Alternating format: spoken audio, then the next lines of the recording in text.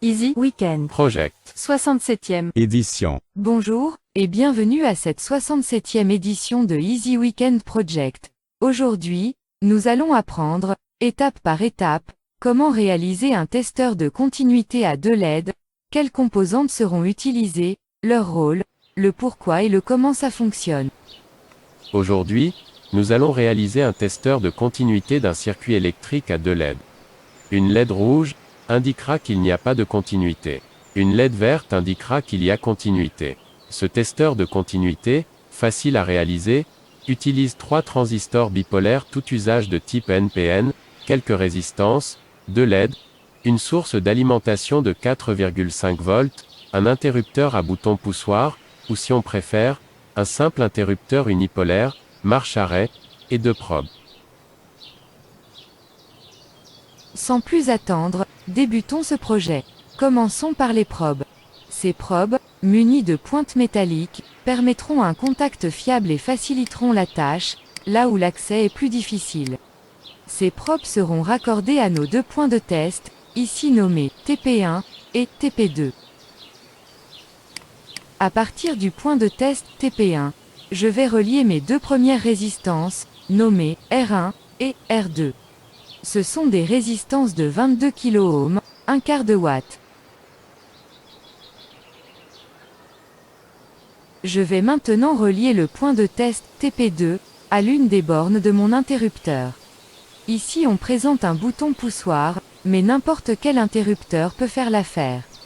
Ce bouton sert à mettre en fonction le testeur. Un circuit électronique ne saurait fonctionner sans une alimentation adéquate.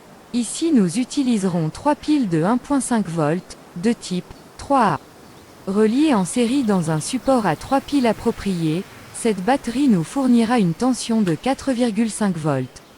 Son pôle positif sera relié à la seconde borne de mon interrupteur, tandis que son pôle négatif ira rejoindre l'extrémité libre de R2. J'ajouterai maintenant Q1. Q1 est le premier des 3 transistors bipolaires de type NPN que j'utiliserai dans ce circuit. Ce sont des transistors 2N2222, il sera, comme les 2 autres, utilisé en mode commutation. Je branche ensuite l'émetteur de Q1 au commun. Ici, le commun correspond au négatif. Ensuite je relie la base de Q1 à la jonction des 2 résistances de base, R1 et R2. Je poursuis avec l'ajout d'une résistance de 4,7 kΩ, un quart de watt, nommée R3. L'une des extrémités de R3 ira joindre le collecteur de Q1, tandis que l'autre extrémité de R3 fera jonction entre TP2 et l'interrupteur. Cette jonction correspond à l'alimentation positive de 4,5 volts en provenance de la batterie, mais seulement lorsque l'interrupteur est en position marche. Cette première partie du circuit est prête à être testée. Pour ce faire, j'ajouterai temporairement une LED verte virtuelle dont l'anode est connectée au collecteur de Q1 et la cathode est connectée au commun. Ce type de LED virtuelle répond à une tension aussi basse que 700 mV.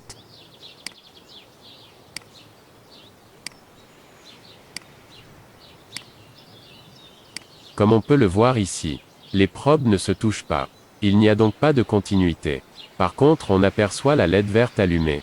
Aussi, lorsque les probes sont en contact, il y a continuité et la LED verte s'éteint. Pourquoi ? L'état d'un transistor bipolaire en mode commutation ne connaît que 2 états, il est soit bloqué, ou il est soit passant. Comme on l'a déjà expliqué au cours de d'autres présentations. Un transistor bipolaire en mode commutation agit comme un interrupteur unidirectionnel. Pour bien me faire comprendre, imaginez que l'émetteur et le collecteur de ce transistor sont comme les 2 bornes d'un interrupteur et que la base en est le pôle. Lorsque l'interrupteur est en position marche, les 2 bornes se touchent, le courant passe, il est dans un état passant, et tout le courant disponible le traverse. C'est pareil pour le transistor bipolaire en mode commutation lorsque sa base est suffisamment alimentée pour le rendre passant. C'est comme de dire que l'émetteur et le collecteur ne font plus qu'un. Dans cette configuration bien précise, la LED virtuelle est allumée parce qu'elle est connectée entre le négatif et le positif de la batterie qui passe par R3. R3 est une résistance de 4,7 kΩ.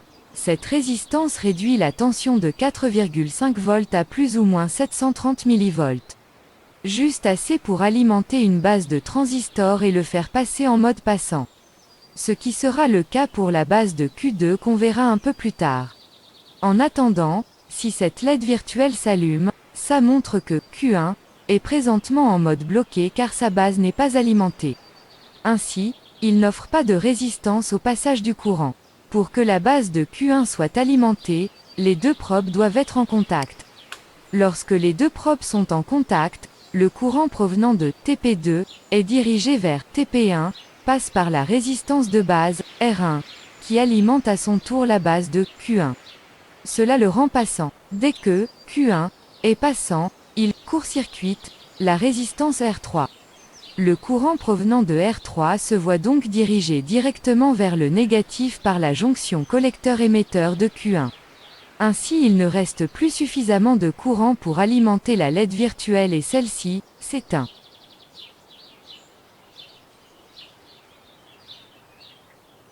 Je vais prendre la relève et poursuivre le montage de ce circuit électronique en ajoutant Q2. Il s'agit, comme Q1, d'un transistor 2N2222. Comme pour Q1, je vais relier l'émetteur de Q2 au commun. Ensuite, la base de Q2 ira rejoindre la jonction de R3 et le collecteur de Q1. Cette jonction avec R3 nous assure de la présence d'une tension de plus ou moins 730 mV qui est appliquée à la base de Q2 pour le rendre passant. À condition que les deux probes ne soient pas en contact. Dès que les probes se toucheront, Q1 deviendra passant et de ce fait, R3 n'alimentera plus la base de Q2. Exactement comme on a pu le voir avec la LED virtuelle. Cela mettra Q2 dans son état bloqué. Le premier rôle de Q2 est de servir d'interrupteur pour la LED rouge que j'ajoute maintenant. Cette LED rouge servira d'indicateur pour nous informer qu'il n'y a pas de continuité entre les deux probes. Une fois la LED rouge en place, je connecte son anode au positif. Ce positif fournit une tension de 4,5 volts si l'interrupteur de mise sous tension est en position marche. Pour ne pas endommager la LED rouge, j'ajoute une résistance de 68 ohms, nommée R5. Je relie donc la cathode de ma LED rouge à une extrémité de R5. Le rôle de R5 étant de réduire le courant appliqué à la LED. La tension appliquée à la LED sera réduite à plus ou moins 2,5 volts et le courant devrait chuter autour de 37 mA. Pour en terminer avec la LED rouge, je relie l'autre extrémité de R5 au collecteur de Q2. Nous sommes maintenant prêts à tester Q2.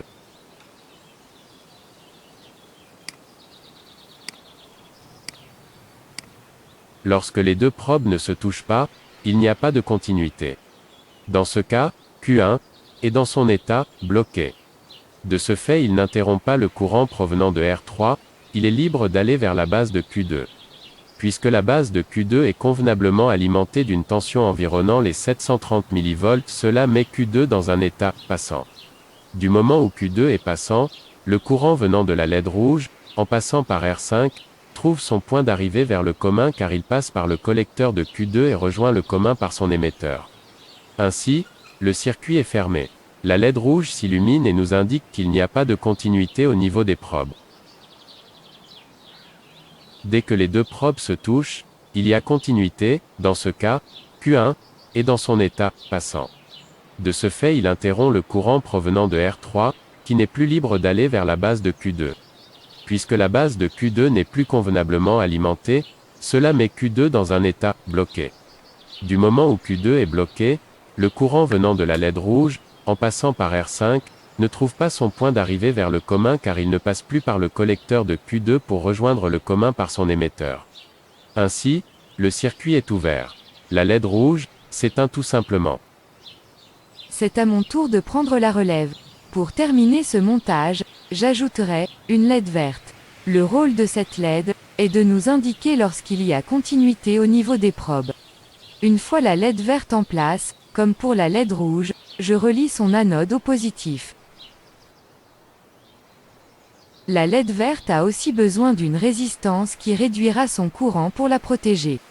J'ajoute donc R7, une résistance de 33 ohms, dont l'une des extrémités rejoindra la cathode de la LED verte. Pour commander cette LED verte, j'ajoute Q3, un transistor, 2N2222, identique aux deux autres. Une fois Q3 en place, je connecte son émetteur au commun. Son collecteur rejoindra l'autre extrémité de R7.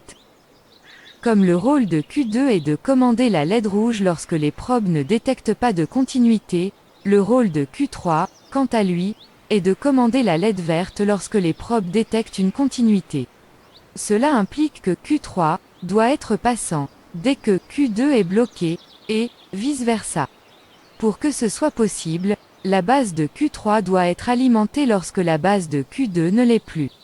De ce fait, la base de Q3 devra être commandée par Q2. J'ajoute donc une résistance de base à Q3 dont la valeur sera de 4,7 kΩ et sera nommée R4.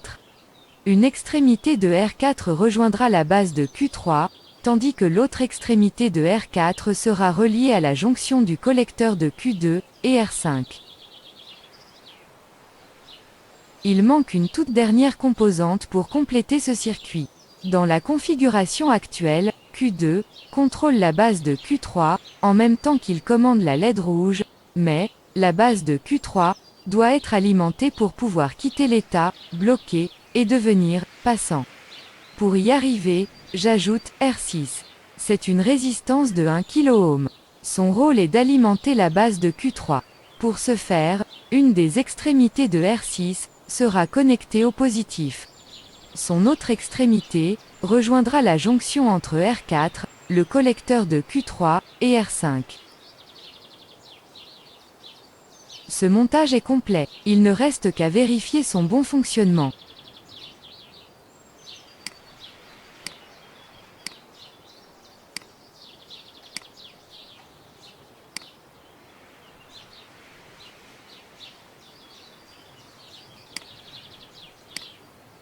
Ce montage fonctionne très bien. Maintenant, pour ceux qui préfèrent les schémas électroniques conventionnels, le voici.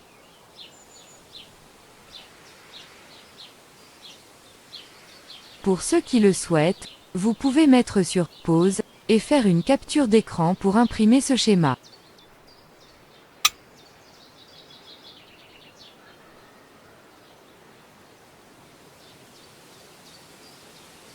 Dans cette séquence, on peut voir l'état de chaque transistor lorsque les probes détectent une continuité ou pas de continuité.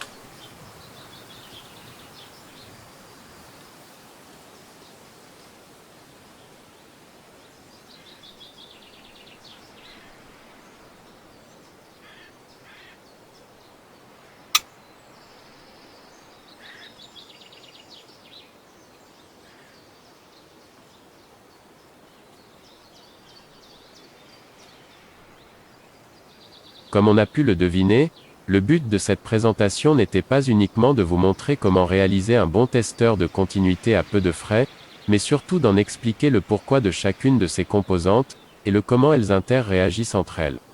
Bref, d'en détailler son fonctionnement, étape par étape. Sans entrer dans les plus fins détails de la physique des composantes, et des calculs de chaque résistance qu'on a déjà exploré par le passé et qu'on précisera encore plus en détail à mesure qu'on évoluera vers d'autres montages. Bien entendu, ce type de montage à 3 transistors bipolaires en mode commutation pour réaliser un simple testeur de continuité peut sembler compliqué à comparer à mon tout premier testeur de continuité. Mais si on l'a présenté, c'était pour mieux expliquer comment peut fonctionner entre eux, 2 ou 3 transistors bipolaires en mode commutation parce que ce mode est beaucoup utilisé dans de nombreux montages très pratiques. Bien sûr, j'aurais pu faire la présentation de mon tout premier testeur de continuité fabriqué avec les moyens du bord, ne comprenant que 2 probes, un transformateur de 3 volts AC et un haut-parleur.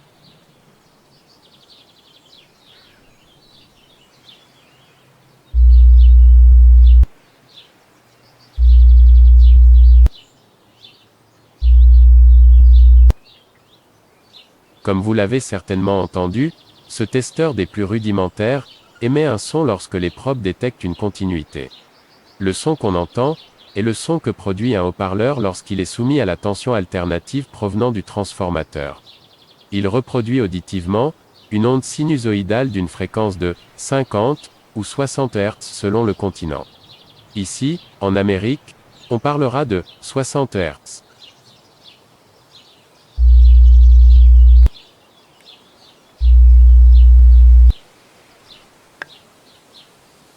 J'avais à peine 8 ans lorsque j'ai réalisé ce premier testeur. Ça remonte en 1966. Je m'en servais pour tester la continuité de fil, d'interrupteurs, d'extensions électriques ou de fusibles. Cela jusqu'à ce que le haut-parleur finisse par griller. Bien entendu, à cette époque, j'ignorais encore la propriété des résistances. Lorsque le haut-parleur a grillé, j'ai réalisé mon second testeur de continuité en remplaçant tout simplement le haut-parleur par une petite ampoule de 6 volts, à filament incandescent.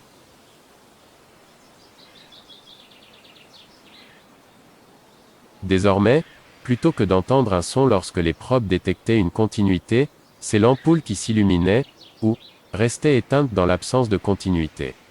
C'était beaucoup moins bruyant. Peu de temps après, j'ai compris qu'il serait beaucoup plus pratique si je rendais mon testeur portatif en remplaçant le transformateur par une batterie de 6 volts.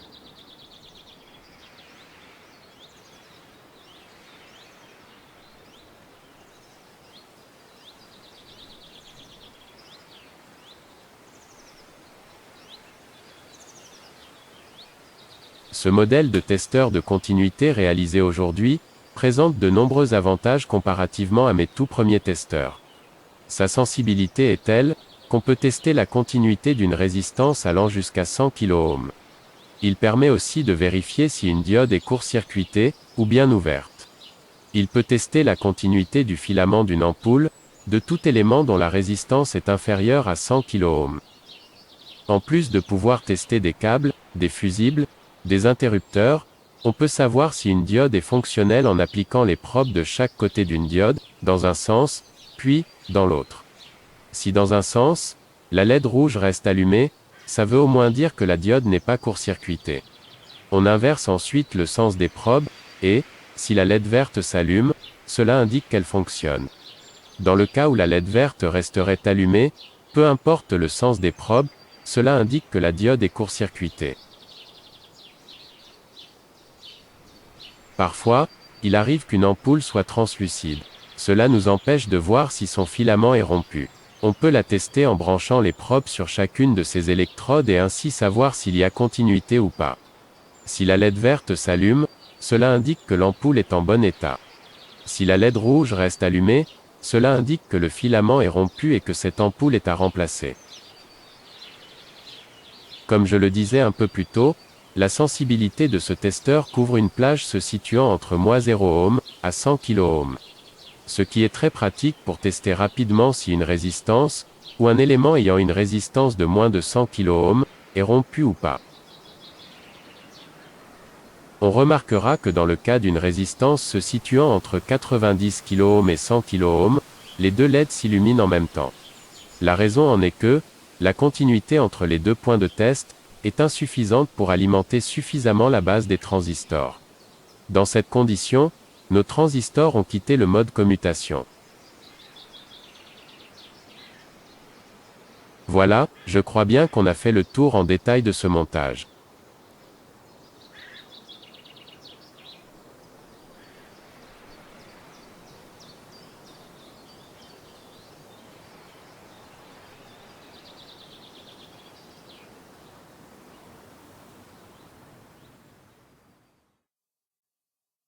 En espérant que cette présentation vous a été utile et instructive. Si oui, cliquez sur j'aime. N'hésitez pas à nous laisser des commentaires, et surtout, je vous invite à vous abonner car ça nous encourage à poursuivre dans cette direction. Merci de votre attention, et je vous dis, à très bientôt pour une autre édition de Easy Weekend Project.